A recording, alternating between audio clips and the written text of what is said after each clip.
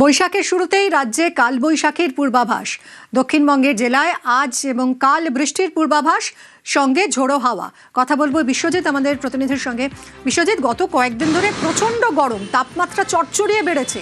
এবার কালবৈশাখীর পূর্বাভাস কি বলছে হাওয়া অফিস? কিছুটা স্বস্তি কি মিলবে? কতদিন স্থায়ী হবে?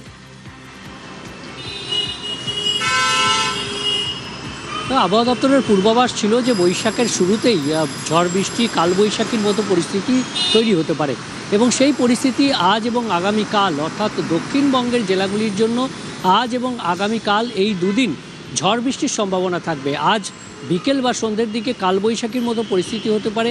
পশ্চিমের দিকের বেশ কিছু জেলা, বাঁকুড়া, পশ্চিম বর্ধমান, বীরভূম, এই পশ্চিমের দিকের জেলাগুলিতে 50 থেকে 60 কিলোমিটার গতিবেগে দমকা ঝোড়ো বাতাস বইতে পারে। তবে কলকাতা সহ দক্ষিণবঙ্গের সব জেলার জন্যই 30 থেকে 40, কোথাও কোথাও 50 কিলোমিটার গতিবেগে দমকা ঝোড়ো বাতাসের সঙ্গে বজ্রবিদ্যুৎ সহ হালকা থেকে মাঝারি বৃষ্টি কয়েক পশলা হতে পারে। আজ এবং আগামীকাল এই পরিস্থিতি থাকলেও যে সাময়িক স্বস্তি সেটা হয়তো মিলবে, কিন্তু গরম এবং অস্বস্তি বজায় থাকবে।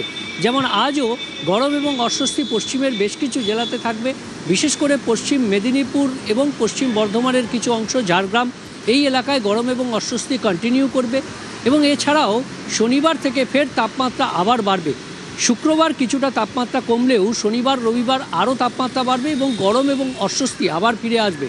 অর্থাৎ সাময়িকভাবে কিছুটা স্বস্তি, ঝড় এবং বৃষ্টি, কোথাও কোথাও কালবৈশাখীর মতো পরিস্থিতি তৈরি হতে পারে আগামী 24 থেকে 48 ঘন্টায়।